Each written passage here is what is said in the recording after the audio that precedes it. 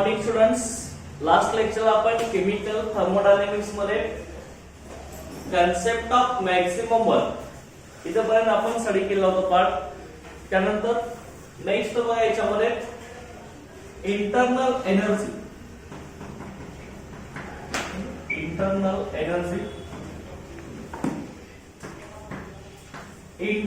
Energy is represented by symbol capital U.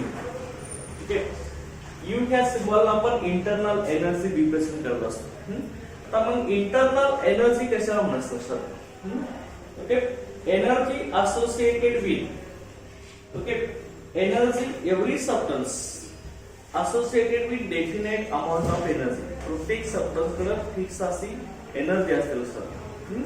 Okay, आणि this energy stored in the body, okay, energy stored in a substance is called internal energy.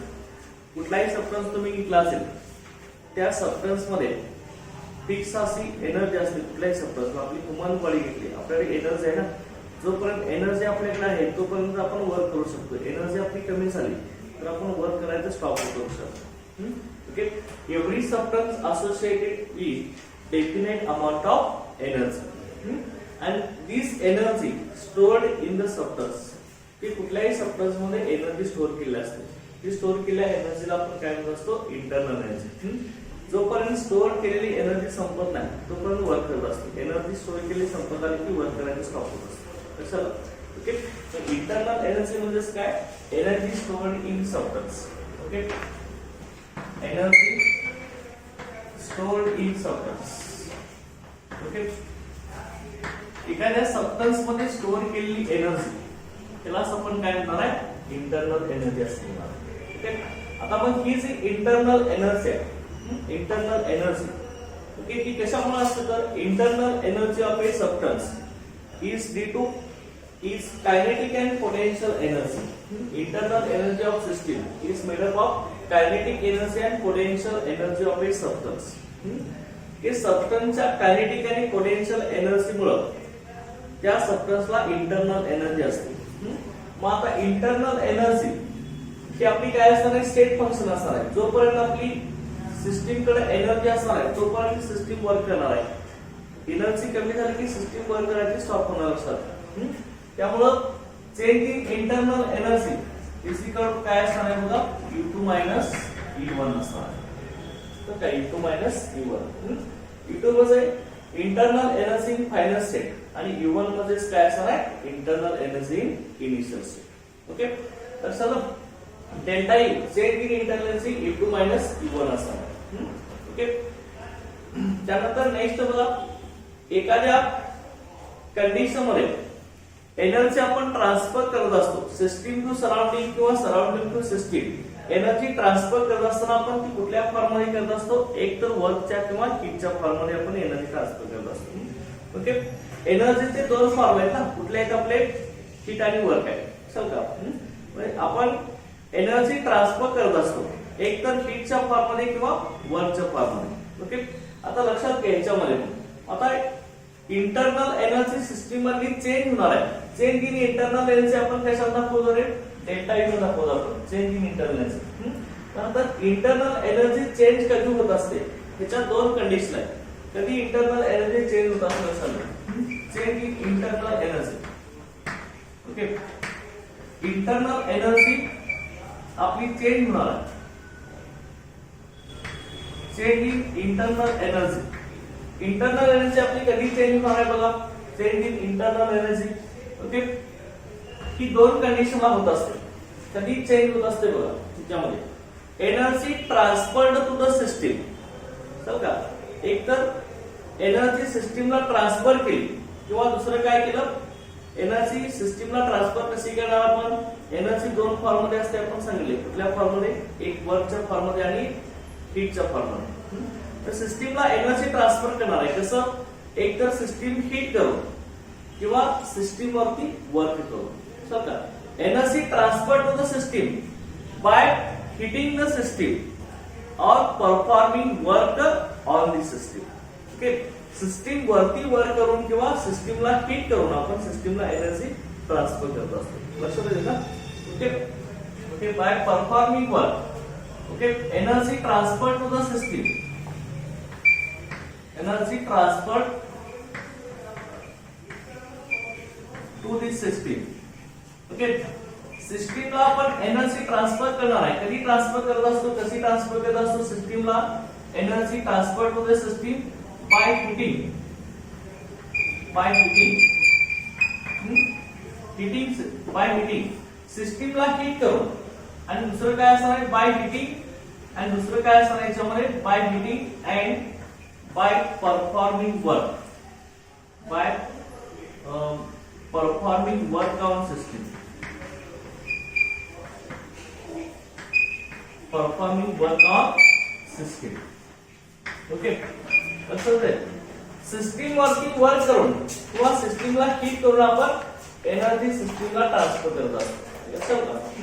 आणि दुसरं काय असणार आहे बघा ह्याच्यामध्ये सेकंड कंडिशन. ह्याच्यामध्ये एनर्जी सिस्टीम पासून सराउंडिंगला energy transfer to the system किंवा इथे energy transfer from the system. System कडून ट्रान्सफर करत असेल. आता सिस्टीमला ट्रान्सफर करायला तर काय केलं पाहिजे, एक तर सिस्टीम हीट केला पाहिजे किंवा सिस्टीम वरती वर्क करायला पाहिजे, तर सिस्टीमला एनर्जी ट्रान्सफर होत आहे. आता मग सिस्टीम कडून सराउंडिंगला ट्रान्सफर करायचं असेल तर काय केलं पाहिजे सांगा, एक्झॅक्ट ऑपोजिट ना. आता सिस्टीमला देत असताना तुम्ही काय केलं, सिस्टीम हीट केला किंवा सिस्टीम वरती वर्क केला. लक्षात.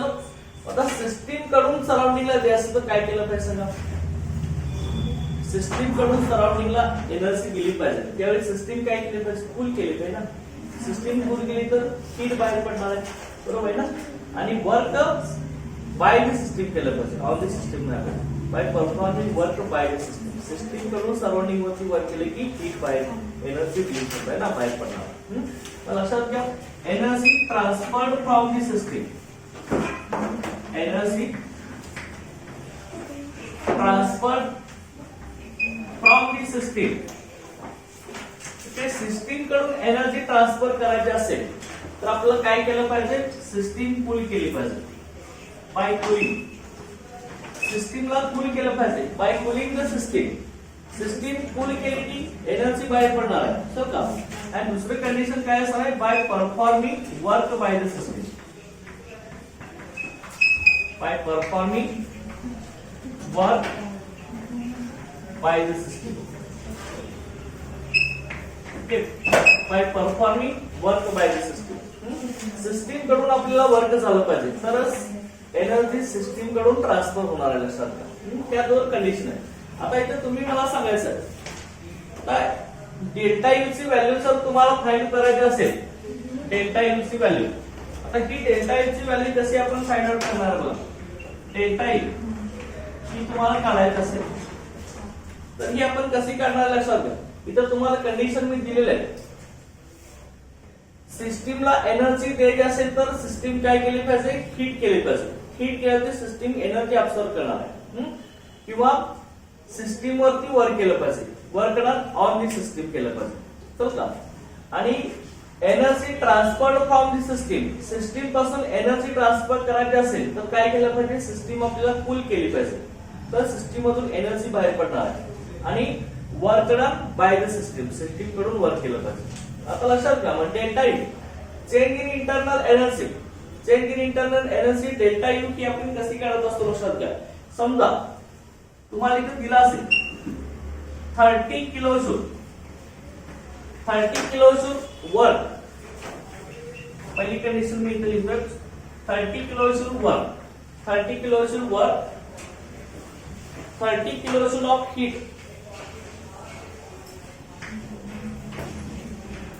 इथे मला सांगा 30 kilo joule of heat supplied to the system.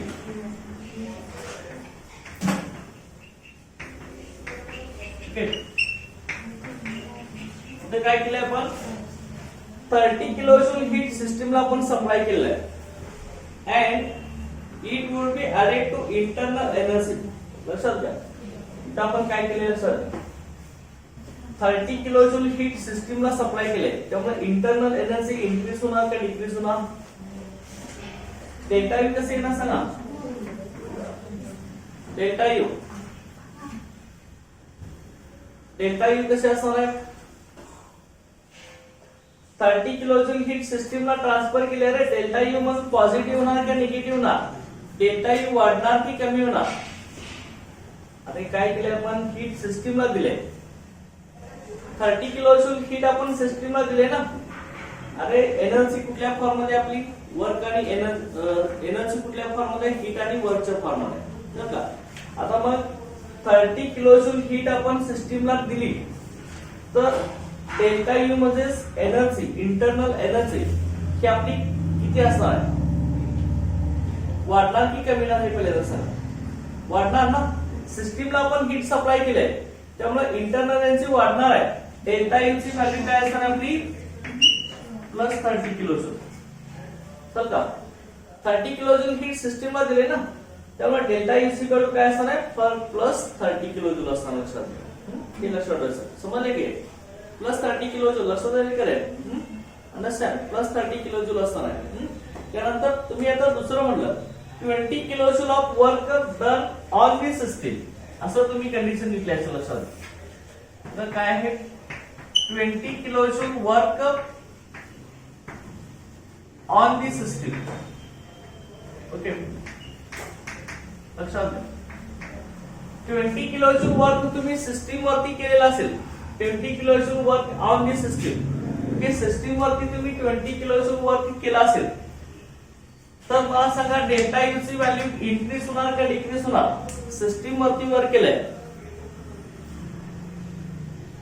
अरे ह्यासारखंच आहे काय सांगितलं तुम्हाला एनर्जी वर्क आणि हीटच्या फॉर्म मध्ये सिस्टीमला एनर्जी दिली कधी देत असतो हीट करून किंवा सिस्टीम वरती वर्क करून त्यावेळी इंटरनल एनर्जी पॉझिटिव्ह असते आणि एनर्जी सिस्टीम कडून सराउंड दिली फ्रॉम दी सिस्टीम दिली असेल कधी सिस्टीम कडून सराउंड दिलं जाणार आहे सिस्टीम पुल केली तर एनर्जी बाहेर पडणार आहे आणि काय करणार आहे ओके सिस्टीम कडून वर्क केला असतो work done by the system on the surrounding आता इथे काय म्हणलंय 20 kilo joule of work on the system system वरती वर्क केलंय म्हणजे इंटरनल एनर्जी वाढणार की कमी होणार वाढणार असतं डेल्टा यू ची व्हॅल्यू किती असणार आहे प्लस 20 किलो जूल अरे वर्क आणि हीट एनर्जीचेच फॉर्म आहेत ना इंटरनल एनर्जी ओके मग लक्षात घ्या डेल्टा यू ची व्हॅल्यू काय असणार इथं प्लस 20 किलो जूल आहे लक्षात येईल ना त्यानंतर थर्ड कंडिशन मी आता इथे घेतोय ह्याच्यामध्ये बघा suppose system releases 10 kilo joule of heat system releases 10 kilo joule of heat okay system आपली 10 किलो जूल हीट आपली रिलीज करणार असेल का system releases 10 kilo joule of heat असं नाही का system 10 kilo joule heat release करणार आहे system releases 10 kilo joule of heat and perform 15 kilo joule work and perform 15 kilo joule work on the surrounding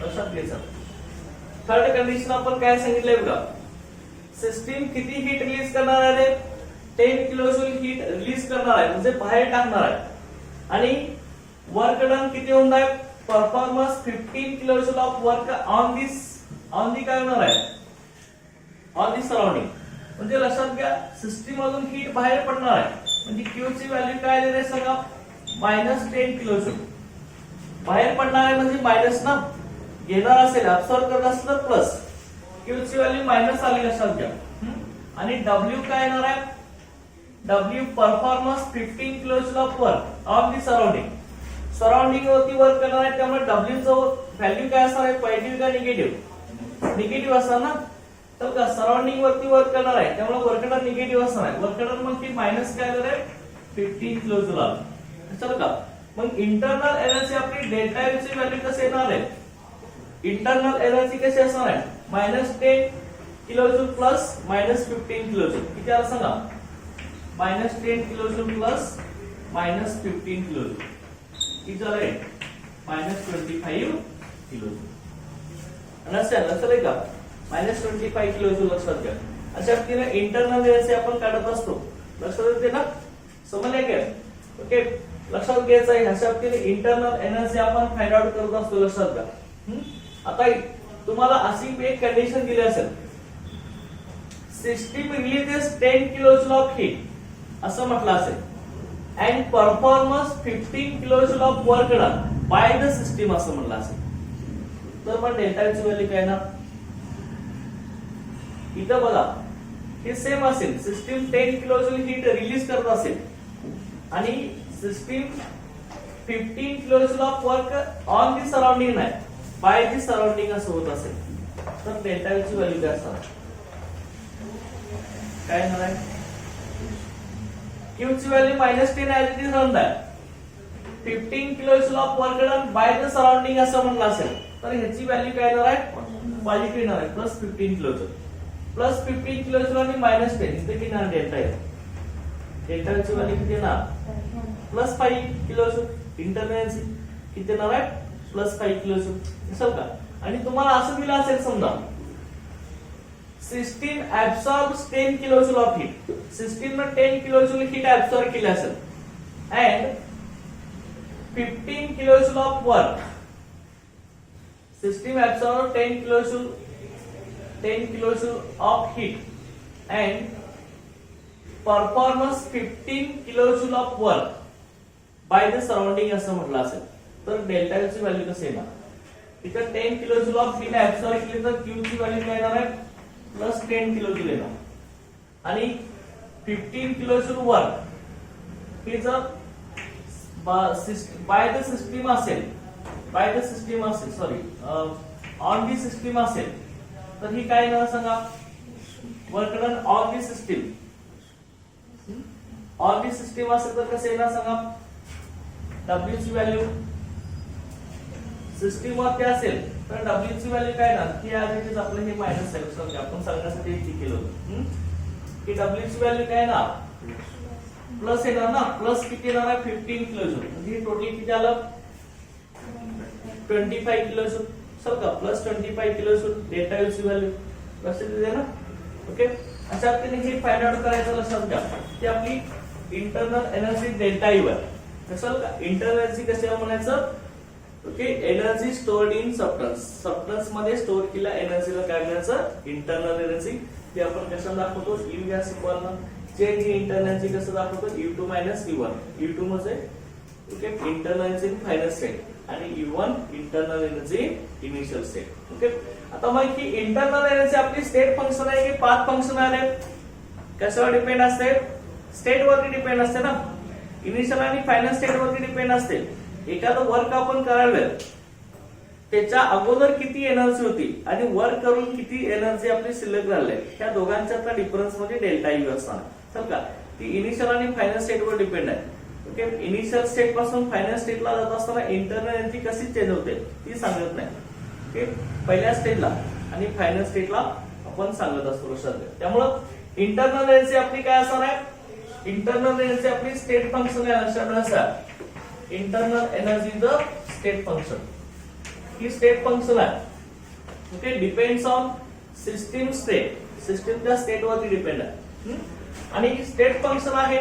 आणि दुसरं लक्षात घ्यायचं आहे, internal energy always carries sign even if it is positive. Okay, चल का? U always carries sign. Okay, always carries sign if it is positive. चल का? लक्षात ठेवायचं. याचा अर्थ काय लक्षात? इंटरनल एनर्जीला ऑलवेज साइन द्यायचं. लक्षात घ्या. कुणीही इंटरनल एनर्जी प्लस आहे म्हणून ते डायरेक्ट 5 किलोजूल लेस नाही, +5 किलोजूल लेस. मायनस असेल तरी सुद्धा सिम्बॉल आपण देतोच. मायनसला ऑलवेज सिम्बॉल आपण देतो. जरी इंटरनल एनर्जीची व्हॅल्यू प्लस मध्ये आहे म्हणून आपण डायरेक्ट +5 न लिहिता 5 लिहिला असेल तरी चालणार नाही. तर का पॉझिटिव्ह व्हॅल्यू सुद्धा हे साइन देऊनच लिहायची. लक्षात घ्या. विदाउट साइन लिहायची नाही. चल का? त्यामुळे internal energy U always carry sign if it is positive. Understand? Okay, अशा पद्धतीने इंटरनल एनर्जी हे सगळ्यांना लक्षात आलं ना, इंटरनल एनर्जी. आता त्यानंतर इंटरनल एनर्जी नंतर नेक्स्ट पॉइंट याच्यामध्ये बघा, first law of thermodynamics.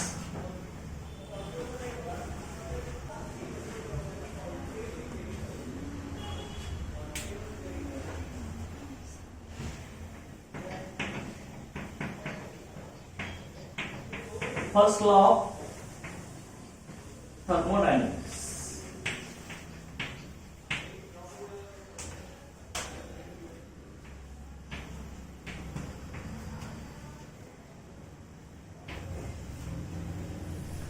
Okay. First law of thermodynamics. First law of thermodynamics काय असतो लक्षात घ्या. First law of thermodynamics is related to law of conservation of energy. Okay. It is related to law of conservation of energy. Okay. First law of thermodynamics is related to law of conservation of energy. समजा आता लक्षात घ्यायचं, law of conservation of energy. Conservation of energy म्हणजे काय, energy constant राहणार, energy क्रिएटही होत नसते आणि एनर्जी डिस्ट्रॉय होत नसते. लक्षात घ्या, law of conservation of energy तो सांगतो ना, total energy of the universe remains constant असणार आहे. तर का ही law of conservation of energy हा first law of thermodynamics related आहे. लक्षात घ्या, त्यामुळे फर्स्ट लॉ ऑफ थर्मोडायनामिक्सचं स्टेटमेंट आहे की तीन डिफरंट स्टेटमेंट आहेत first law of thermodynamics. Okay, statement कुठली स्टेटमेंट आहे बघा फर्स्ट लॉ ऑफ थर्मोडायनामिक्स साठी. ओके, हा पहिला स्टेटमेंट आहे फर्स्ट लॉ ऑफ थर्मोडायनामिक्स. लक्षात घ्या की energy of the universe remains constant. Energy of the universe remains constant. Okay, energy of the universe remains constant. Universe मधली एनर्जी ही आपली काय असणार आहे, कॉन्स्टंट असणार. Energy of the universe remains constant. Okay, universe मध्ये कोण येणार आहे, सिस्टीम आणि सराउंडिंग येणार. युनिवर्स कशी तयार होते आपली, सिस्टीम प्लस सराउंडिंग ना. तर का जे सिस्टीम आणि सराउंडिंग दोघांची मिळून एनर्जी कॉन्स्टंट असते, चेंज होते ना. आपण इथं काय स्टडी करतोय, सिस्टीम कडून सराउंडिंगला येत जाते आणि सराउंडिंग कडून परत सिस्टीमला येत असते. त्यामुळे एनर्जी इथं कॉन्स्टंटच राहते ना. तर का नवीन कुठली एनर्जी तयार होत नाही किंवा कुठली नवीन एनर्जी डिस्ट्रॉय होत नाही. तर का त्यामुळे आपण काय सांगू शकतो, सिस्टीमची टोटल इंटरनल एनर्जी कशी असते, कॉन्स्टंट असते. सेकंड स्टेटमेंट आपलं काय बघा, total internal energy of isolated system remains constant. Isolated system म्हणजे काय, सिस्टीम परफेक्टली पॅक असेल तर सिस्टीमची टोटल इंटरनल एनर्जी ही चेंज होत नाही. असं सराउंडिंगला एक्सचेंज होऊ शकत नाही ना. तर का त्यामुळे सेकंड स्टेटमेंट काय आपलं बघा, total internal energy. Total internal energy of an isolated system, of an isolated system, total internal energy of an isolated system is constant. ही काय असणार आपली, कॉन्स्टंट असणार. तर का energy of the universe remains constant. आणि दुसरं काय असणार आहे, total internal energy of an isolated system is constant. Isolated सिस्टीमची टोटल इंटरनल एनर्जी कशी असणार आहे आपली, कॉन्स्टंट असणार. आयसोलेटेड सिस्टीम कशाला म्हणतोय आपण, आयसोलेटेड सिस्टीमचं काय सांगितलं आपण, no exchange of energy and matter to the surrounding. त्याला आपण काय म्हणतोय, आयसोलेटेड सिस्टीम. तीन टाइप्स होते की नाही आपल्या सिस्टीमचे, open system, closed system and isolated system. Okay, he second statement आहे. त्यानंतर थर्ड स्टेटमेंट काय बघा, energy neither created nor destroyed. Energy is neither created nor destroyed. Okay, energy is neither created nor destroyed and can be converted to can be converted to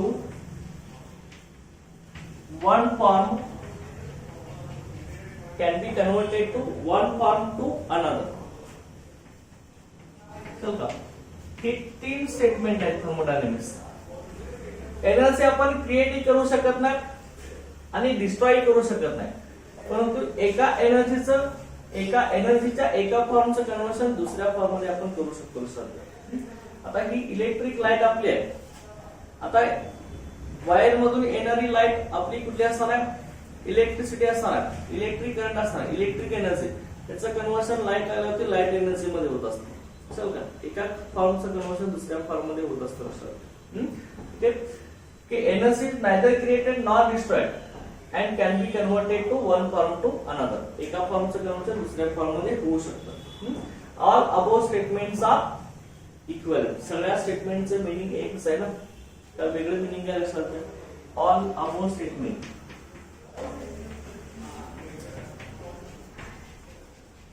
हे सगळे कसे आहेत आपले equivalent आहे लक्षात घ्या. सगळ्यांच्या मध्ये एनर्जी कॉन्स्टंट सांगितले ना, सगळ्यांच्यात एनर्जी आलेच का नाही? एनर्जी कॉन्स्टंट इथं एनर्जी तयार करतात नाही, डिस्ट्रॉय करतात. एनर्जी कॉन्स्टंट लक्षात घ्या. सगळ्या मिनिंगचं स्टेटमेंट इक्विव्हॅलेंट आहे लक्षात घ्या. हा फर्स्ट लॉ ऑफ थर्मोडायनामिक्स आहे. फर्स्ट लॉ ऑफ थर्मोडायनामिक्सचं स्टेटमेंट लिहा म्हणलं की हे 3 तुम्हाला लिहावं लागतं. 2 मार्क्स विचारते चल का. Write the statement of first law of thermodynamics. Okay understand. 1 marks विचारलं तर सुद्धा हे लिहा लक्षात घ्या. Okay understand. First law of thermodynamics. आता फर्स्ट लॉ ऑफ थर्मोडायनामिक्स आपण मॅथमॅटिकली इक्वेशन बनवणार. कसा first law of thermodynamics represent केला जातो? Mathematical expression for first law of thermodynamics. First law of thermodynamics it's a mathematical representation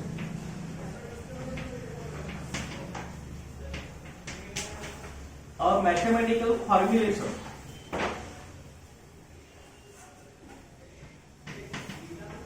okay. चलो mathematical expression आपण आता study करणार आहे फर्स्ट लॉ ऑफ थर्मोडायनामिक्स साठी. लक्षात घ्या कसं असणार आहे बघा. आता ऑलरेडी तुम्ही इंटरनल एनर्जी बघितलंय. एनर्जी आपण काय घेत असतो? System to surrounding. System to surrounding गेलं तर काय असणार आहे? एनर्जी क्यू ची व्हॅल्यू निगेटिव्ह असणार आहे आणि सिस्टीमनं सराउंडिंग करून ऍब्सॉर्ब केली असेल तर क्यू ची व्हॅल्यू पॉझिटिव्ह असणार आहे. चल का.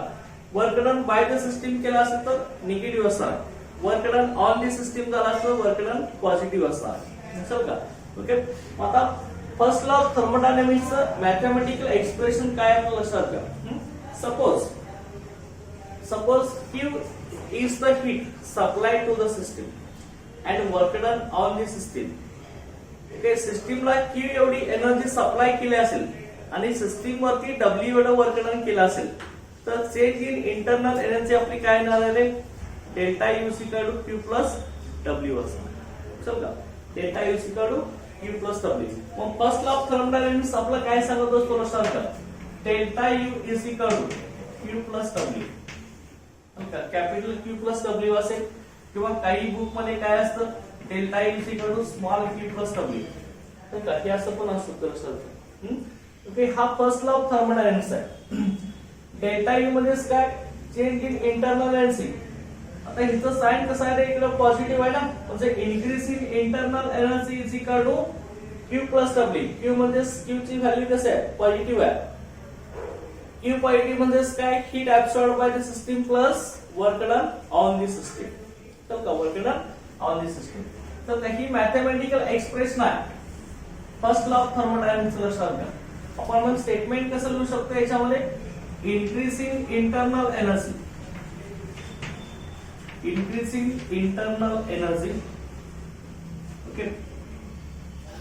Increasing internal energy. Increasing internal energy of the system. Of the system. सिस्टीमची इंटरनल एनर्जी कधी वाढणार आहे? Increasing internal energy of the system is equal to काय असणार आहे? Heat absorb by the system और काय असणार आहे? Quantity of heat supply to the system. Quantity of heat supplied to the system, heat सिस्टीमला सप्लाय करणार आहे. Quantity of heat supplied to the system and amount of work done and amount of work done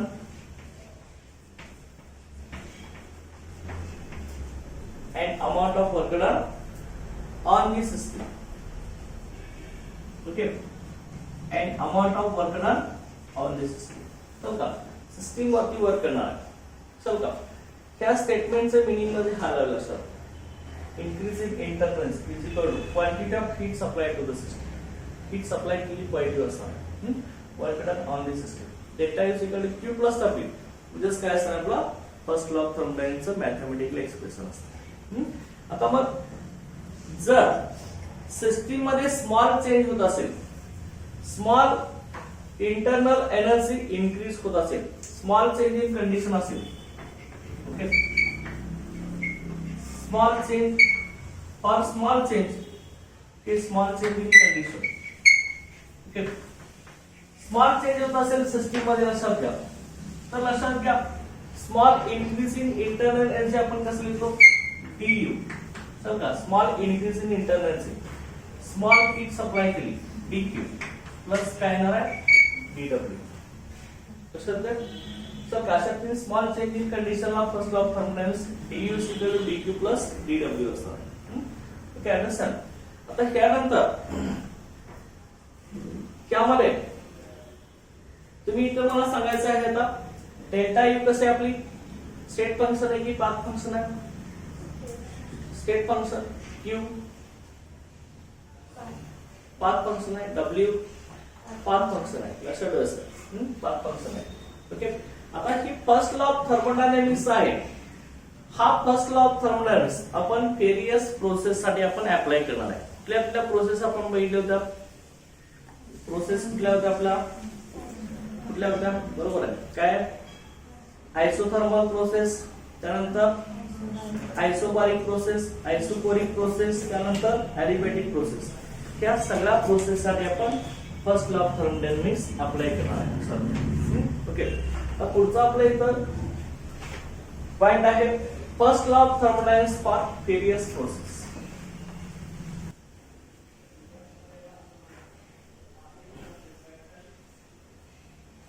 first law of thermodynamics for various process.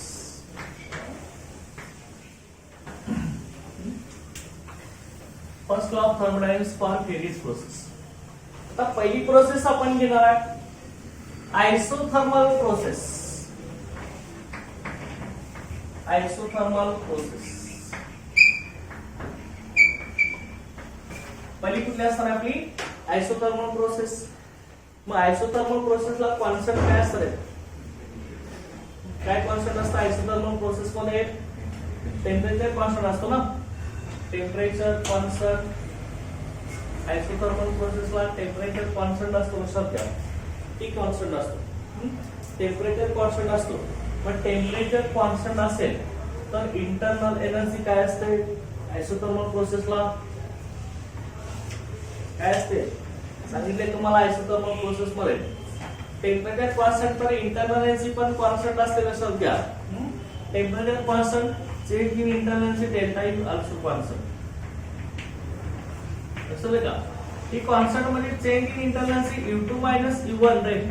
यांच्यातला difference काय असणार आहे? झिरोच असणार आहे ना, चेंजेस होत नाही. सर दोघांच्यात डिफरन्स इनिशियल स्टेट आणि फायनल स्टेटची इंटरनल एनर्जी सेम असते. टेम्परेचर कॉन्स्टंट आहे त्यामुळे change in internal energy constant राहते, डेल्टा यू ची व्हॅल्यू 0 येते. त्यामुळे फर्स्ट लॉ ऑफ थर्मोडायनामिक्सला आपण कसं अप्लाय करणार आहे? फर्स्ट लॉ ऑफ थर्मोडायनामिक्सचं एक्सप्रेशन काय आहे आपलं आता? Delta U C equal to काय आहे? Q plus W. बरोबर की नाही? Delta U C equal to Q plus W आहे. आता मग मला सांगायचं तुम्ही आयसोथर्मल प्रोसेसला डेल्टा यू ची व्हॅल्यू कशी असते? 0 असते ना, चेंज इन इंटरनल एनर्जी 0 असते. त्यामुळे काय आलं सांगा? 0 is equal to Q plus W. बरोबर आहे ना? म्हणजे W इज इक्वल टू काय झालं? -2. किंवा और दुसरं काय झालं? Q is equal to -W. हे दोन एक्सप्रेशन येऊ शकतात की नाही, की हे दोन येऊ शकतात की नाही, चल का. मग याचा अर्थ काय होतो, या एक्सप्रेशनचा अर्थ काय होतो, मिनिंग काय होणार आहे, W पॉझिटिव्ह साइन आहे म्हणजे हे work done on the system आहे, आणि -Q मध्ये heat release by the system आहे, सिस्टीमने रिलीज केले हिट आहे म्हणून निगेटिव्ह साइड आहे ना. मग ह्याचं मिनिंग काय होणार आहे, work done isothermal for isothermal process work done on the system is equal to heat released by the system. चल का, work done on the system is equal to heat released by the system. आणि इथं कसं सांगणार आहे, Q ची value कसं आहे, पॉझिटिव्ह आहे, वर्क डन कसं आहे आपलं निगेटिव्ह आहे, त्यामुळे काय येणार आहे, Q ची व्हॅल्यू पॉझिटिव्ह आहे, सिस्टीम हीट ऍब्सॉर्ब करणार ना, heat absorb by the system is equal to काय येणार, work done by the system on the surrounding. लक्षात का, हे स्टेटमेंट याला सोडवायचं आहे. W is equal to -Q म्हणजे काय, work done on the system by the surrounding is equal to heat released by the system. Okay, आणि ते काय असणार आहे, heat absorbed by the system is equal to work done by the system on the surrounding. चलो, आता तुम्हाला question विचारला जाईल, कसा क्वेश्चन आहे सर याच्यावरती लक्षात घ्या. ओके, सीटला सुद्धा असेल, बोर्डला सुद्धा असेल, एमसीक्यू मध्ये. चल का, काय असणार बघा, write the first law of write the mathematical expression of first law of thermodynamics for isothermal process. पुढं वाचत नाही पुढचं, direct first law of thermodynamics आलं, delta is equal to Q plus W असं म्हणतात. पुढे त्यांनी आयसोथर्मल प्रोसेस साठी म्हणलं असतं, आयसोथर्मल प्रोसेसला W is equal to -Q किंवा Q is equal to -W, कुठला ऑप्शन बघायचा आणि तो टिक मार्क करायचा. चल का, हे महत्वाचं आहे, तुमचं वाचन व्यवस्थित. फक्त फर्स्ट लॉ ऑफ थर्मोडायनामिक्स म्हटलं असेल तर तुम्ही delta is equal to Q plus W लिहिता. फॉर आयसोथर्मल प्रोसेस म्हणले की W is equal to -Q किंवा Q is equal to -W आलं. आयसोथर्मल प्रोसेसला टेम्परेचर कॉन्स्टंट आहे, त्यामुळे इंटरनल ची डेल्टा ची व्हॅल्यू काय येणार, 0 येणार, त्यामुळे हे एक्सप्रेशन येणार लक्षात. चल का, हे first law of thermodynamics for isothermal process. Understand युसेल ना. ओके, त्यानंतर सेकंड आपण इथं बघणार आहे आता, सेकंड प्रोसेस साठी. सेकंड प्रोसेस जी आहे आयसोथर्मल प्रोसेस नंतर नेक्स्ट आपण याच्यामध्ये घेणार आहे आता ऍडिबॅटिक प्रोसेस. ऍडिबॅटिक प्रोसेस, आता मला सुरुवातीला तुम्ही सांगायचं, ऍडिबॅटिक प्रोसेस मध्ये कॉन्स्टंट काय असतो, हीट कॉन्स्टंट असते ना. डेफिनेशन काय आपली ऍडिबॅटिक प्रोसेसची, there is no exchange of heat between system and surrounding. Okay, system आणि सराउंडिंग मध्ये हीट एक्सचेंज होत नाही, त्यामुळे इथे Q ची व्हॅल्यू कशी असते ऍडिबॅटिक प्रोसेसला, Q इज इक्वल टू 0 असते की नाही. ओके, हीट कॉन्स्टंट असते लक्षात घ्या, हीट Q ची व्हॅल्यू ही कशी असते, कॉन्स्टंट असते. आता तुम्ही इथे Q पॉझिटिव्ह सुद्धा लिहू शकता, असं काय नाही. तुम्हाला एक्झाम मध्ये काही ठिकाणी कॅपिटल Q दिलं जाईल, कॅपिटल Q स्मॉल q दोन्ही सिम्बॉल ना आपल्या बोर्डच्या बुक मध्ये कॅपिटल Q आहे, तुम्ही जरी कॅपिटल Q ने लिहिलं तर सुद्धा चालतंय. चल का, ओके, Q कॅपिटल Q आणि स्मॉल q मध्ये हीट लक्षात घ्या. आता मग ऍडिबॅटिक प्रोसेस साठी आपले कसं आहे, हीट कॉन्स्टंट आहे म्हणजे Q ची व्हॅल्यू काय आपली 0 आहे ना. चल का, Q ची व्हॅल्यू 0 आहे. मग आता लक्षात घ्या कसं येणार बघा, फर्स्ट लॉ ऑफ थर्मोडायनामिक्स कसा आहे आपला, डेल्टा इज इक्वल टू काय, Q प्लस W आहे. मग ऍडिबॅटिक प्रोसेसला कोण कॉन्स्टंट आहे, हीट कॉन्स्टंट आहे म्हणजे Q ची व्हॅल्यू 0 आली ना. जे Q इज इक्वल टू 0 असेल तर लक्षात घ्या डेल्टा इज इक्वल टू काय आला रे, W आला ना, करेक्ट नाही. डेल्टा इज इक्वल टू काय झालं, W किंवा minus delta is equal to -W. चल का, और करेक्ट नाही. तर दोघांना साइन कसं आहे, पॉझिटिव्ह आहे, त्यामुळे दोघांना निगेटिव्ह पण असू शकतं ना, करेक्ट नाही. Okay, plus delta is equal to plus W म्हणजेच काय येणार आहे, minus delta is equal to -W असणार. लक्षात आहे. आता मग ह्या इक्वेशनचं मिनिंग काय असणार आपलं, डेल्टा युचं साइन पॉझिटिव्ह आहे, त्यामुळे काय होणार आहे, increase in internal energy of the system is equal to work done on the system. W चं साइन कसं आहे, पॉझिटिव्ह ना, W पॉझिटिव्ह असेल तर वर्क डन काय असणार आहे ऑन दी सिस्टीम असणार आहे, बरोबर आहे ना. त्यामुळे डेल्टा इज इक्वल टू काय असणार आपला प्लस W, म्हणजेच काय increase in internal energy of the system is equal to work done on the system by the surrounding. Okay, इथं म्हणणार आणि इथे काय सांगणार आहे, इथे निगेटिव्ह सिम्बॉल आहे, इथे काय सांगणार decrease in internal energy of the system is equal to work done by the system on the surrounding. Internal energy कमी कधी होणार, सिस्टीमची इंटरनल कधी कमी होणार, सिस्टीम सराउंडिंग वरती वर्क केल्यावर, सर का म्हणजे minus delta is equal to minus W लक्षात घ्या, राईट नाही. सिस्टीम सराउंडिंग वरती वर्क केल्यावर इंटरनल एनर्जी कमी होणार आहे नाही. Decreasing internal energy of the system is equal to work done by the system on the surrounding. Understand, याचं मीनिंग होणार आहे सेकंडचं लक्षात ठेवायचं. आता तुम्हाला इथं पण सेम तसंच विचारलं, जसं okay write the first law of thermodynamics for adiabatic process. तर तुम्ही काय लिहिणार आहे delta is equal to W किंवा minus delta is equal to minus W. चल का हे लक्षात ठेवायचं.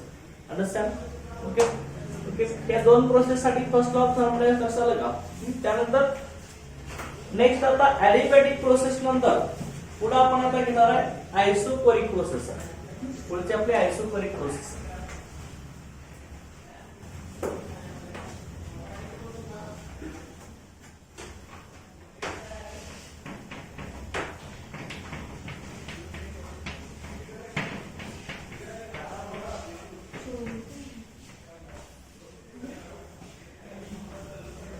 नेक्स्ट याच्यामध्ये आपले आयसोपोरिक प्रोसेस आहे.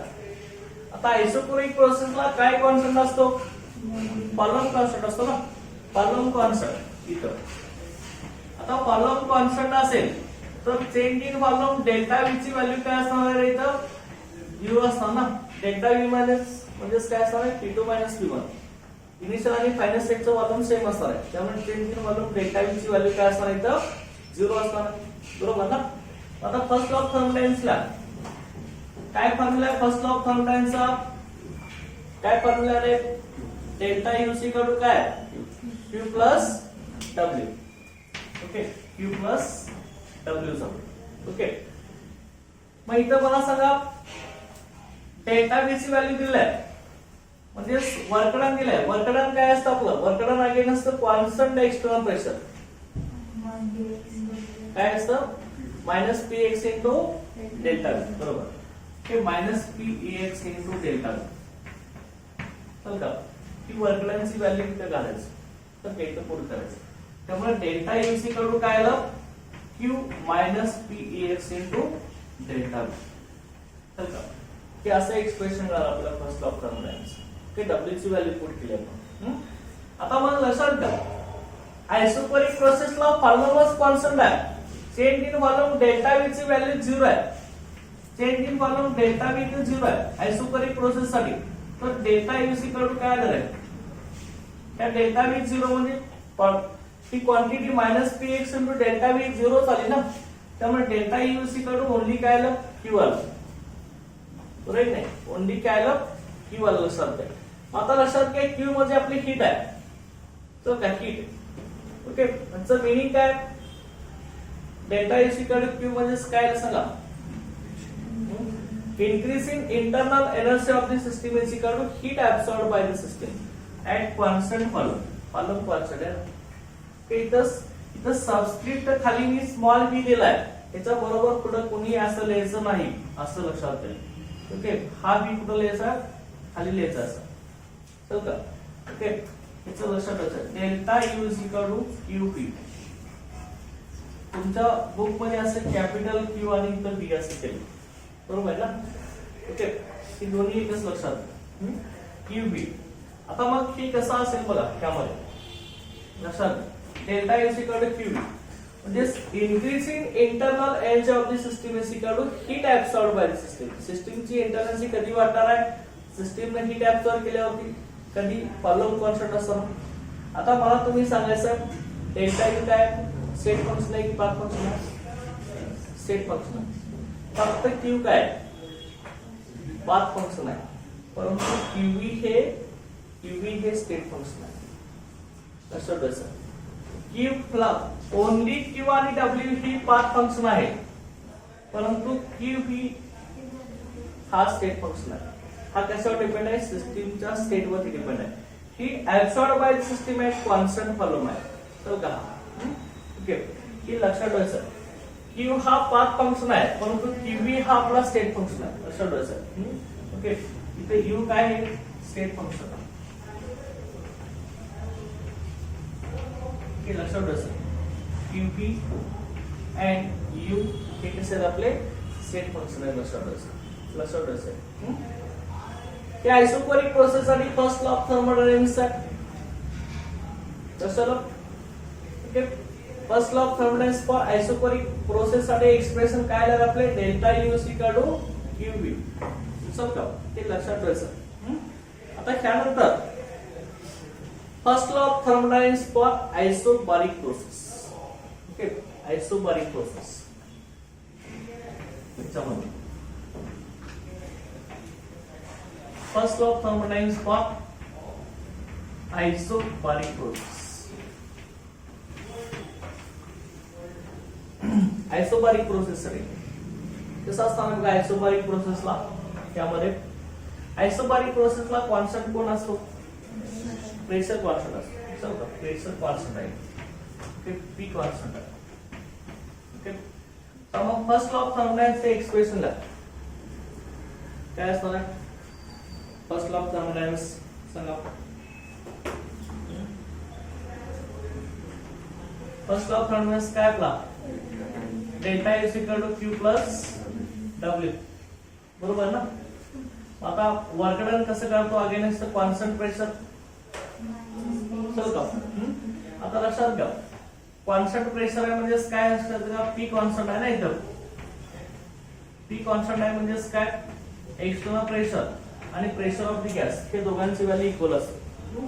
त्यामुळे डब्ल्यू इज इक्वल टू काय लिहिणार आपण? Minus P X into delta V. हे आपलं एक्सप्रेशन आहे. Okay, work done against constant external pressure. आता P X is equal to P असेल तर डब्ल्यू इज इक्वल टू काय लिहिणार आहे? Only minus P into delta V. बरोबर ना? ओके, ही value W is equal to minus P into delta V हे आपण इथं पुट अप केली तर काय होणार सांगा? Delta U is equal to काय येणार आहे? Q minus P into delta. Q is equal to minus P into काय येणार आहे? डेल्टा. चल का? किंवा प्रेशर तुम्ही आज इथेच ठेवा. P X is equal to P ही आज इथे जरी ठेवलं तरी चालेल असणार, कारण का दोन्ही एकच आहे ना. पी एक्स आणि पी एक्स आहे. P X into delta V. चल का? त्यामुळे इथं काय येणार सांगा? P X into delta V. चलो आता लक्षात घ्या. Delta is equal to Q minus P X into delta V. आता इथं लक्षात ठेवायचं आयसोबारिक प्रोसेसला प्रेशर कॉन्स्टंट आहे, परंतु फॉलोइंग कॉन्स्टंट राहील का? प्रेशर कॉन्स्टंट आहे परंतु फॉलोइंग कॉन्स्टंट आणायला लक्षात घ्या. केमिस्ट्रीमध्ये ओपन ऍटमॉस्फिअरला रिएक्शन होत असतात, त्यामुळे टेम्परेचर कमी जास्त झाले की फॉलोइंग सुद्धा कमी जास्त होऊ शकतं. हो का? कारण का फॉलोइंग कशावर डिपेंड आहे? आपलं टेम्परेचर वरती डिपेंड आहे. त्यामुळे डेल्टा व्ही ची value is not equal to 0 असते. लक्षात तर का? Delta V is not equal to 0 असते. तर मग लक्षात घ्या इथं आयसोबारिक प्रोसेस मध्ये चेंज इन इंटरनल एनर्जी आपल्याला काढायची असेल ऍट कॉन्स्टंट प्रेशरला, तर आपण हे ओपन ऍटमॉस्फिअरला रिएक्शन होत असताना चेंज इन इंटरनल एनर्जी किंवा चेंज इन रिएक्शन आपण काढू शकत नाही. किती हीट आपली ऍब्सॉर्ब झाले हे आपण ओपन ऍटमॉस्फिअरला सांगू शकत नाही. चल का? त्यासाठी नवीन स्टेट फंक्शन डिराइव्ह केलं जातं. लक्षात घ्या. Heat absorb by the system. चल का? प्रेशर कॉन्स्टंट असताना सिस्टीमने किती हीट ऍब्सॉर्ब केलेले आहे ते आपण सांगू शकत नाही. आता heat absorb by system at constant pressure ही काढायची असेल, आता हीट आपण कसं दाखवले रे? क्यू या सिम्बॉल हीट दाखवायचं. क्यू ची व्हॅल्यू काढायची तर काय ना सांगा? क्यू या साइडला घेतला मी. क्यू इज इक्वल टू काय ना? क्यू इज इक्वल टू काय होणार? आणि ही minus P X into delta ही क्वांटिटी आपली या साइडला आली तर ही निगेटिव्ह ची काय होणार? पॉझिटिव्ह. असं का? क्यू इज इक्वल टू काय ना सांगा मग?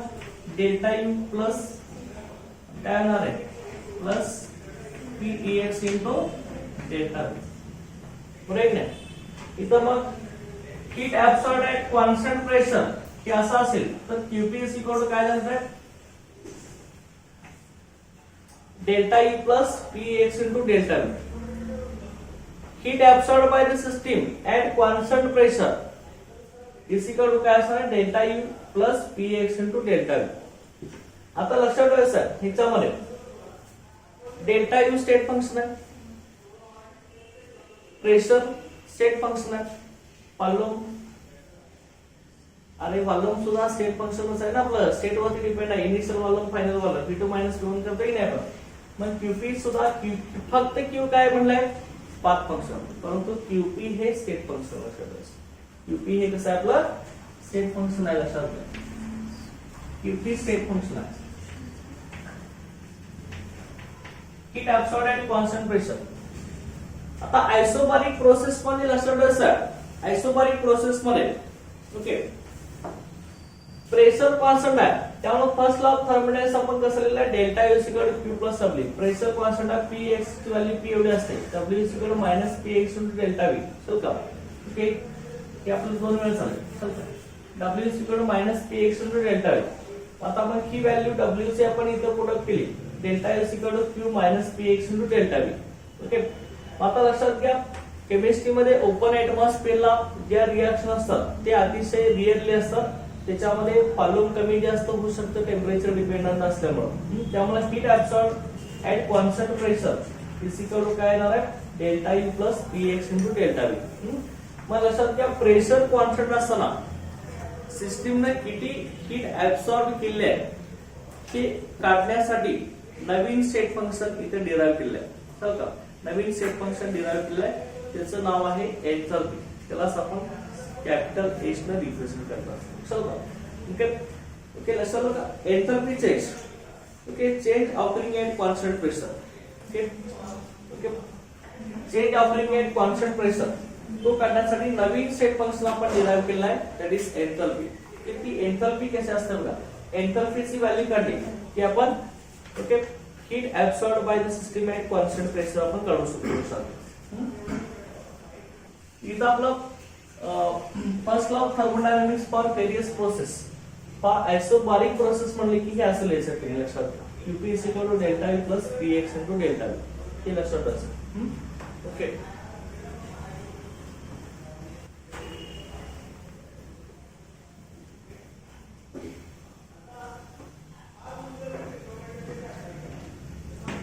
एन्थॅल्पी नवीन स्टेट फंक्शन आहे, सिस्टीमनं कॉन्स्टंट प्रेशरला किती हीट ऍब्सॉर्ब केले आहे ते काढण्यासाठी आपण नवीन स्टेट फंक्शन घेतोय एन्थॅल्पी. ते आपण कॅपिटल H च्या सिम्बॉलने रिप्रेझेंट करतोय एन्थॅल्पी. मग एन्थॅल्पी काय असणार आहे बघा सर, एन्थॅल्पी कशी करतो enthalpy H is equal to U plus PV ह्या सिम्बॉलला आपण एन्थॅल्पी काढत असतो. ओके H मध्ये एन्थॅल्पी, U म्हणजे इंटरनल एनर्जी, P म्हणजे प्रेशर, T म्हणजे वॉल्यूम आहे.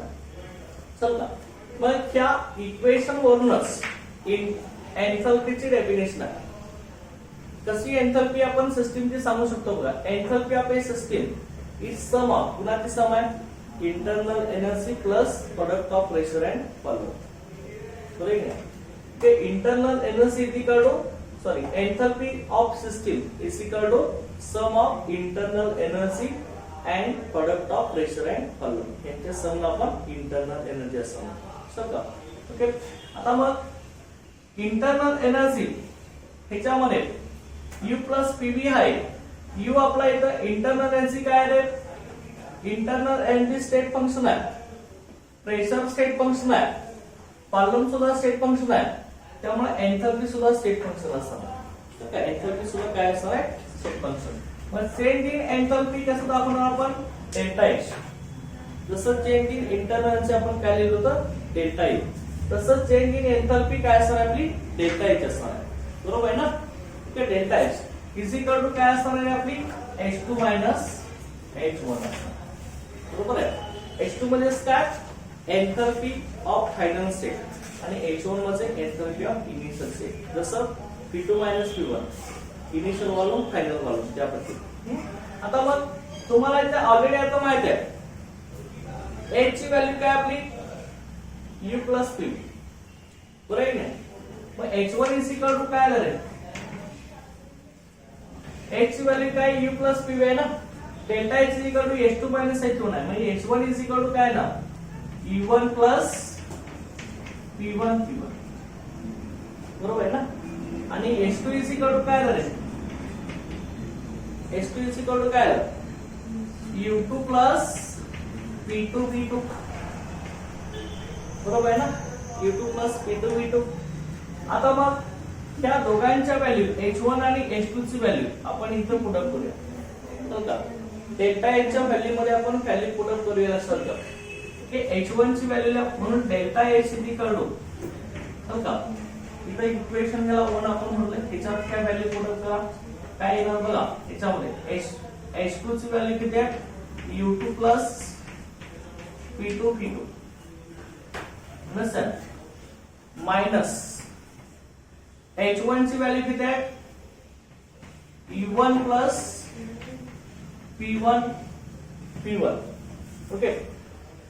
आता लक्षात घ्या त्यामध्ये आपण काय केलं हा U1 ह्या साईडला आणलं U2 मायनस U1 झालंय बरोबर आहे ना.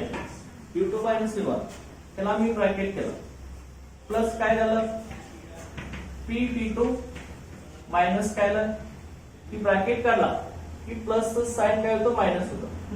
P2 मायनस काय होणार आहे मायनस काय होणार आहे P1 बरोबर आहे कसं U2 मायनस U1 मध्ये इंटरनलची फायनल सेट इंटरनलची इनिशियल सेट दोघांच्या डिफरन्स मध्ये काय असतो रे डेल्टा U असतो बरोबर ना. इथं पण काय आलं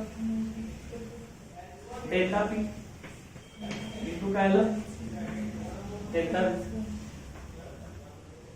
P2 मायनस P1 मध्येच काय डेल्टा आणि डेल्टा P मध्येच काय P2 मायनस P1 लक्षात आहे ना. Delta P into delta B आले की नाही. आता लक्षात घ्या त्यामध्ये delta P into delta B आता त्यामध्ये कसं असणार आहे बघा लक्षात घ्या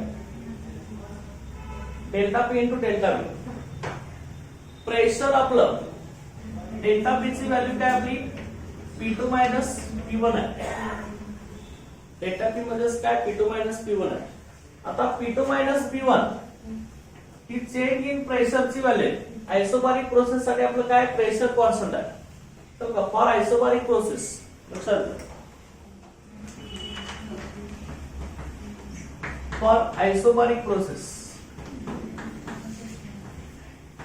प्रेशर कॉन्स्टंट इथं प्रेशर कॉन्स्टंट आहे ना म्हणजे P2 is equal to P1 is equal to काय आलं P बरोबर आहे नाही. दोन्ही सेम आहे लक्षात घ्या okay. P2 is equal to P1 is equal to P झालं. आपण आता हे कसं लिहू शकतो expression delta H is equal to delta U plus आता डेल्टा P म्हणजे चेंज इन प्रेशरची व्हॅल्यू आपली काय आली P आली ना.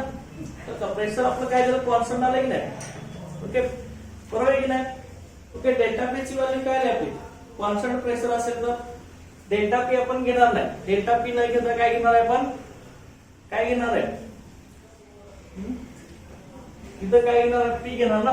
P इंटू काय घेणार आहे डेल्टा B कसं लिहिलं delta H equal delta U plus P into काय येणार आहे डेल्टा B. प्रेशर कॉन्स्टंट आहे म्हणजे चेंज होणार नाही ना. डेल्टा P येणार नाही काय येणार आहे ओन्ली P येणार समजा. त्यामुळे delta H delta U plus P into delta B चं कसं देते का तुम्हाला. आता मग त्यानंतर लक्षात घ्या मी परत काय करतोय बघा ते आपलं एक्सप्रेशन आलं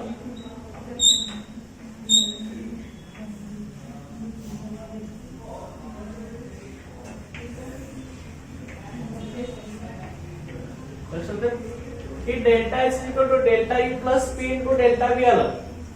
त्यानंतर नेक्स्ट बघा प्रेशर जर कॉन्स्टंट असेल इनसाइड प्रेशर मध्ये गॅस प्रेशर आणि आउटसाइड प्रेशर म्हणजे एक्सटर्नल प्रेशर, त्या दोघांची व्हॅल्यू जर इक्वल असेल तर आपले Pex इज इक्वल टू, जर P असेल, Px is equal to P असेल तर एक्सप्रेशन काय झाले आपलं, delta S is equal to delta U plus Pex into काय ना डेल्टा व्ही, बरोबर नाही.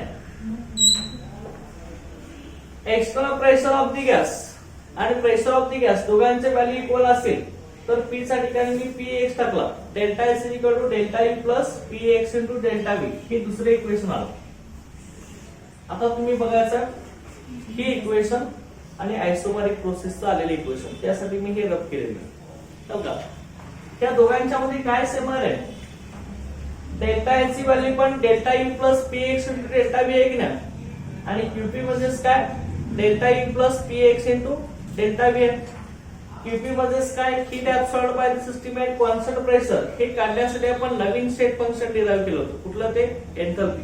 मग एन्थॅल्पीची व्हॅल्यू आणि heat absorbed at constant pressure दोन्ही इक्वल आले की नाही, दोघांची व्हॅल्यू इक्वल आली की नाही, एन्थॅल्पी आणि heat absorbed at constant pressure. त्यामुळे आपण काय म्हणू शकतो रे, delta S is equal to काय म्हणू शकतो,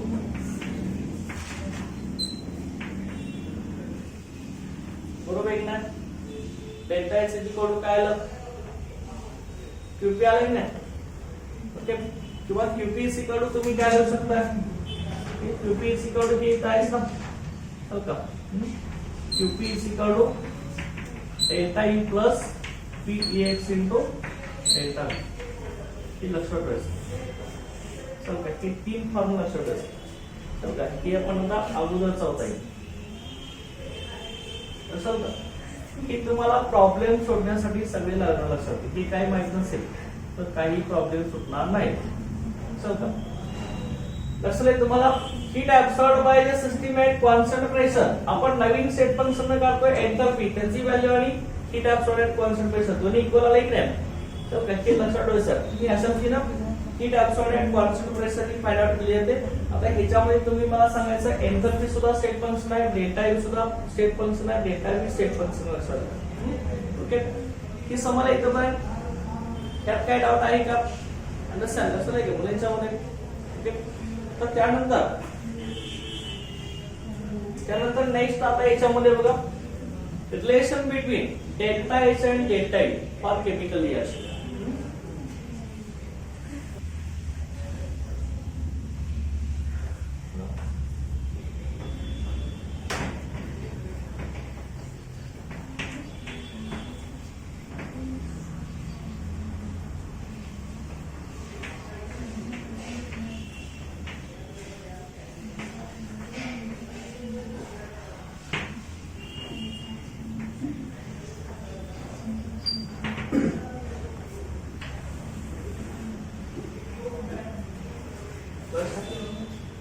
Relation between delta H and delta U for chemical reaction.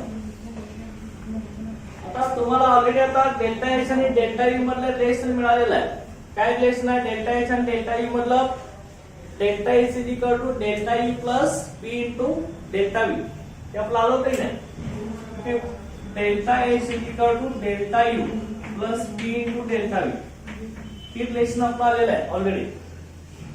आता केमिकल रिएक्शन सॉलिड स्टेट मध्ये होत असताना, लिक्विड स्टेट मध्ये होत असताना आणि गॅसेस स्टेट मध्ये होत असताना डेल्टा एच आणि डेल्टा यू मधलं रिलेशन काय असणार आहे ते आपण स्टडी करायचं आहे. सॉलिड स्टेट मध्ये म्हणजे काय, रिएक्टंट आणि प्रोडक्ट सॉलिड स्टेट मध्ये असतील तर, ओके, लिक्विड स्टेट मध्ये रिएक्टंट प्रोडक्ट लिक्विड मध्ये असतील तर, आणि गॅसेस स्टेट मध्ये रिएक्टंट आणि प्रोडक्ट हे आपले गॅसेस स्टेट मध्ये असतील. ओके, मग कसं असणार आहे, for solids and liquids for reactions occurs in solids and liquids.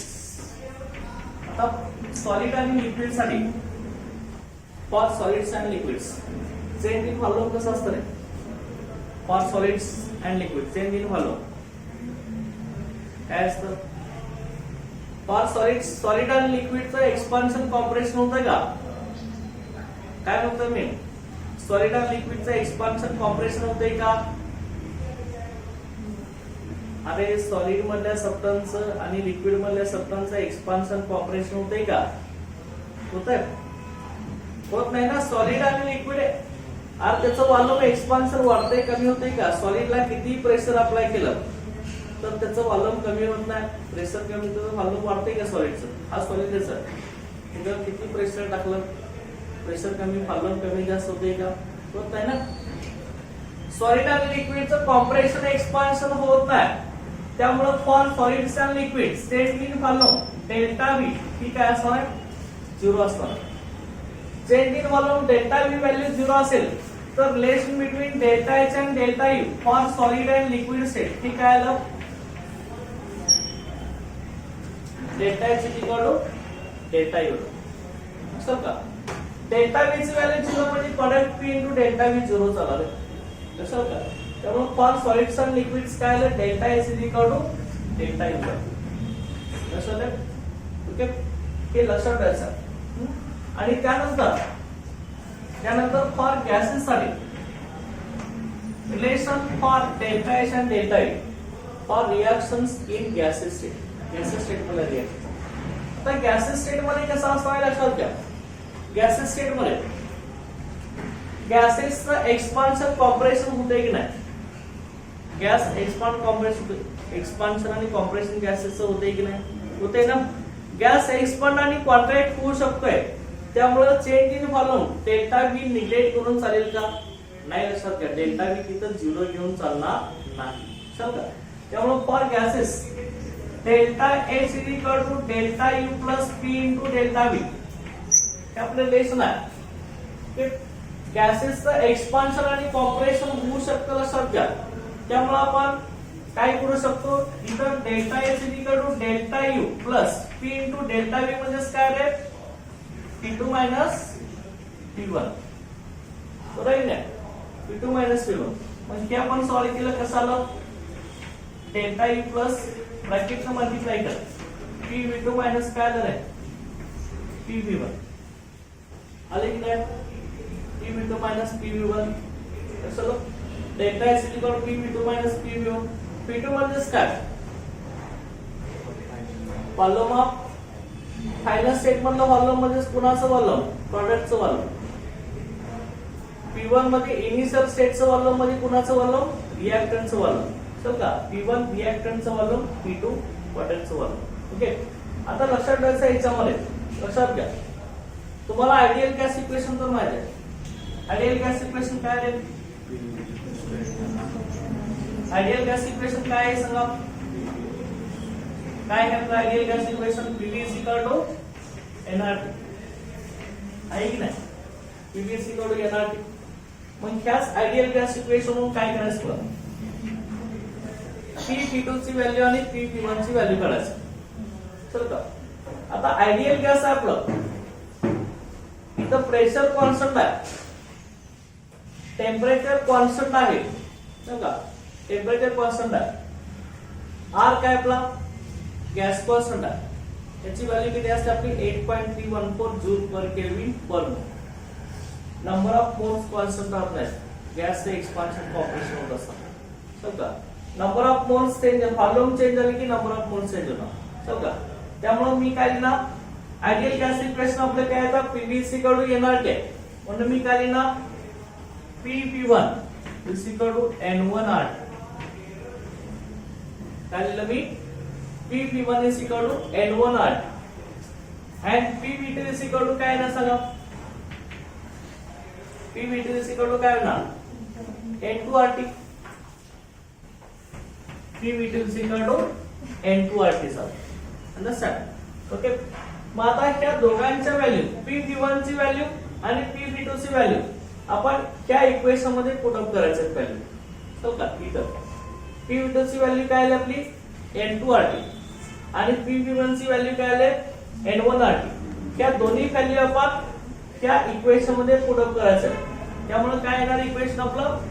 Delta H is equal to delta U काय होणार? प्लस P_V2 ची व्हॅल्यू किती आपली? N2RT. ती तो तुम्ही पुट अप करा. N2RT आणि मायनस P_V1. P_V1 ची व्हॅल्यू किती आपली? N1RT. बरोबर आहे ना? N1RT आली. आता मग दोघांच्या मध्ये कॉमन कोण आहे याच्यात आरटी कॉमन आहे त्यामुळे हेच इक्वेशन कसं आलं परत बघा delta U plus n2 minus n1 हा n2 minus n1 RT common घेतला बरोबर आहे आता हेच कसं आलं परत मग delta U is equal to n2 minus n1 n2 म्हणजे काय आलं number of moles of products आणि n1 म्हणजे number of moles of reactant लक्षात आहे ना ओके n2 मायनस n1 म्हणजे change in number of moles रे change in number of moles म्हणजे काय आलं सांगा डेल्टा n इनटू काय आलं आरटी हे रिलेशन आला delta h is equal to काय चालू रे delta u plus delta n RT कुणासाठी chemical reactions in gases state का आता ही डेल्टा n ही कुणाचा गॅसचा लक्षात घ्या हे लक्षात ठेवा सॉलिड आणि लिक्विडचे नंबर ऑफ मोल्स कुणी लिहायचं नाही प्रॉब्लेम आला चल का ओके डेल्टा n ची फक्त गॅसेस साठी आहे तुम्हाला कॅल्क्युलेट एन्थॅल्पी म्हटलं असेल for gaseous chemical solid reaction दिलं असतं तर डेल्टा n ची व्हॅल्यू 0 येणार लक्षात घ्या तिथे गेस नाही चल का ओके डेल्टा n इथं जी असं मी इथं टाकलेलं आहे चल का गॅसेस स्टेट मध्ये नंबर ऑफ मोल्स आहे ओके चल का delta u plus delta n RT delta s equal delta u plus delta n RT ही कुणासाठी आलं रिलेशन बिटवीन डेल्टा h आणि delta u for gases reaction चल का इथं पण लक्षात आहे का सगळ्यांना लक्षात आहे का रे तुम्हाला ना आता तुम्ही मला एक सांगायचं कंडिशन सांगायचं कधी डेल्टा h ची व्हॅल्यू डेल्टा u येते ते तुम्ही मला सांगायचं conditions under which delta h is equal to delta u चल का हे तुम्ही मला सांगायचं तर मी ह्या साइडला इथे घेते त्याचा रब करतो चल का conditions under which delta h is equal to delta u बघा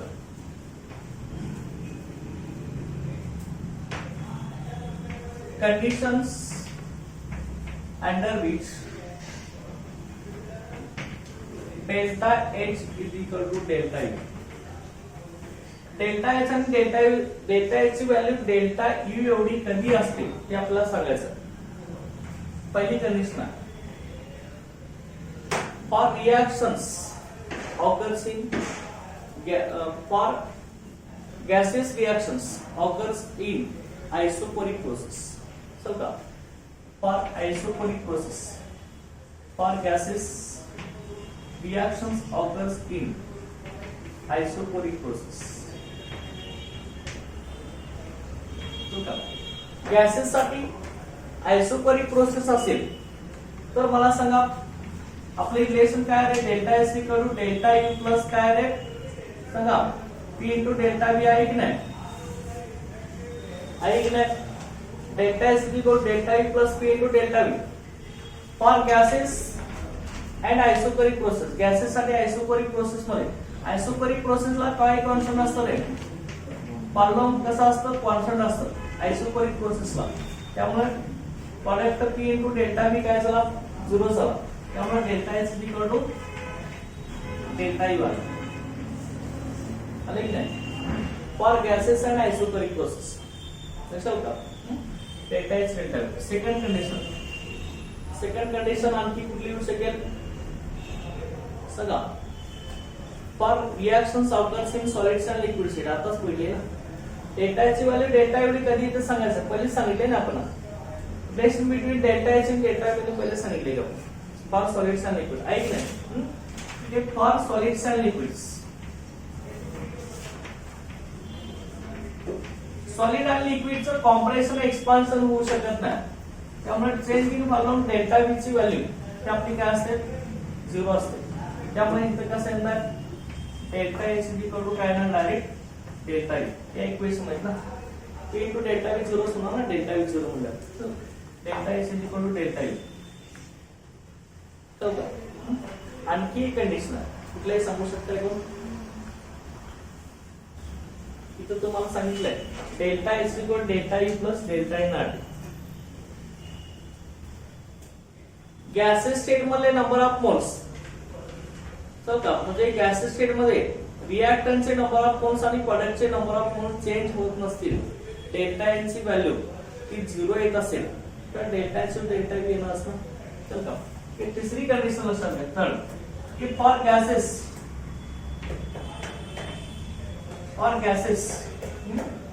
डेल्टा एन ची व्हॅल्यू जे n2 n1 यांची व्हॅल्यू 0 असेल तर लक्षात घ्या काय येणार आहे, delta H equal to delta U plus delta N RT ना प्लस. चल का इथं काय येणार आहे, डेल्टा एन ची व्हॅल्यू 0 म्हणजे total quantity delta N into RT 0 झालं ना. चल का त्यामुळे इथं काय येणार आहे, delta H equal to delta N. चल का ही तीन रिलेशन आपल्या आले लक्षात ठेवायचं. चल का understand the conditions under which delta x is equal to delta y. समजलं काय ना, की यात काय डाऊट आहे का? अंडरस्टँड. ओके आता त्यानंतर नेक्स्ट आपण याच्यामध्ये बोलणार आहे that is the work done in chemical reaction. Okay, work done in chemical reaction.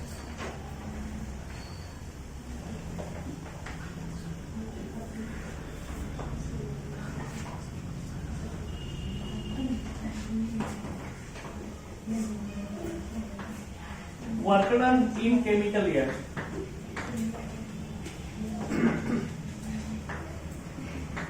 आता हे सगळे फॉर्म्युले लक्षात ठेवायचे व्यवस्थित. Work done in chemical reaction, chemical reaction मधलं वर्क डन काय असेल, आतापर्यंत आपण मेकॅनिकल वर्क डन बघितलं सगळे, केमिकल रिएक्शन मधलं वर्क डन बोलायचं आपल्याला कसं कळलं.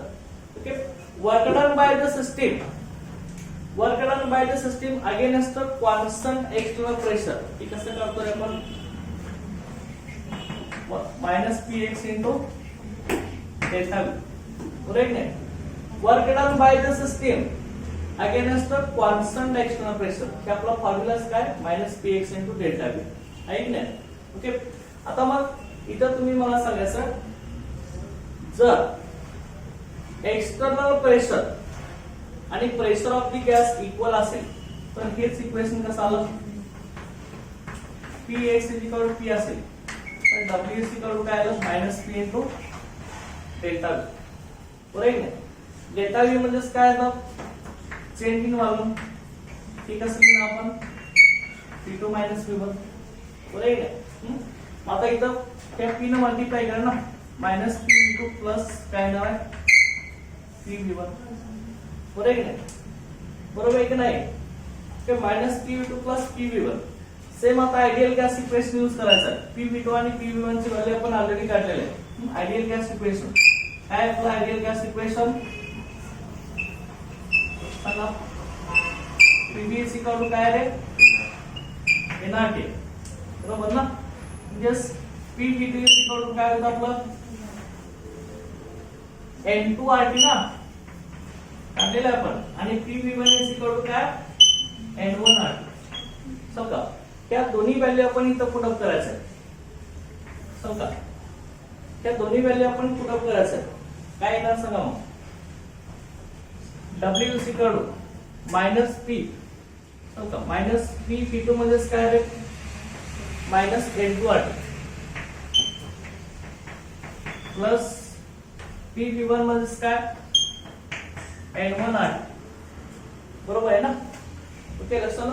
आता मग हे मायनस सिंबल मी ऍड दिसतो का, मायनस सिंबल ऍड दिसतो, n2 मायनस n1 त्या दोघांच्यातनं कॉमन काय निघालं, RT कॉमन निघाल ना. बरोबर आहे. ओके RT कॉमन आला, n2 मायनस n1.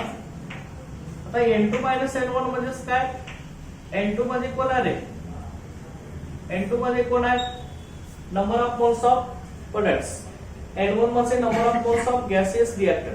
ओके मग इथं काय सांगा, डेल्टा एन आरटी. बरोबर आहे. n2 मायनस 1 म्हणजे चेंज नंबर ऑफ मोल्स ना, डेल्टा एन आरटी. पण तेच तुम्ही कसं लिहिता, w is equal to minus delta N RT. हे work done in chemical reaction. हे गॅसेस साठी जास्त डेल्टा एन असतात का, त्यामुळे इथं तुम्ही डेल्टा एन जीआरटी असं लिहिलं चालेल. चल का. ओके त्या इक्वेशन आपण work done in chemical reaction करत असतो. Okay w is equal to minus delta N into RT. Okay आता लक्षात घ्यायचं आहे त्यामध्ये तुम्ही मला इथे सांगायचं आहे त्यामध्ये 3 केस आहेत. जर n2 ची व्हॅल्यू ग्रेटर दॅन n1 असेल तर डेल्टा n पॉझिटिव्ह का निगेटिव्ह सांगा. n2 greater than delta n म्हणजे काय असतं आपलं n2 minus n1. n2 greater than n1 असेल तर डेल्टा n पॉझिटिव्ह का निगेटिव्ह मुलींचा डेल्टा n ची व्हॅल्यू काय ना पॉझिटिव्ह ना तर डेल्टा n पॉझिटिव्ह आहे ना. पण डेल्टा n पॉझिटिव्ह तर वर्क डन ची व्हॅल्यू कशी असणार लेस दॅन 0 का ग्रेटर दॅन 0. n2 प्रॉडक्टचे नंबर ऑफ मोल्स वाढलेले आहेत वर्क डन कसे ना बरोबर नाही. प्रोडक्टचे नंबर ऑफ मोल्स वाढले n2 वाढले म्हणजे वर्क डन निगेटिव्ह झालं. W ची व्हॅल्यू लेस दॅन 0 झाली. W लेस दॅन 0 म्हणजे वर्क डन पॉझिटिव्ह का निगेटिव्ह आहे म्हणजे work done by the system का ऑन द सराउंडिंग काय सांगायचं work done by the system ना ते लेस दॅन 0 आहे. Work done by the system हे लक्षात ठेवायचं. Work done by the system ही पहिली कंडिशन आहे. सेकंड कंडिशन n2 लेस दॅन n1 तर डेल्टा n ची व्हॅल्यू कशी असेल पॉझिटिव्ह का निगेटिव्ह. n2 कमी n1 जास्त डेल्टा n निगेटिव्ह चा वर्क डन कसा असणार ग्रेटर दॅन 0. तर वर्क डन ग्रेटर दॅन 0 म्हणजे याचा अर्थ काय आहे वर्क डन कुणाकडून झालं work done by the system का on the system on the system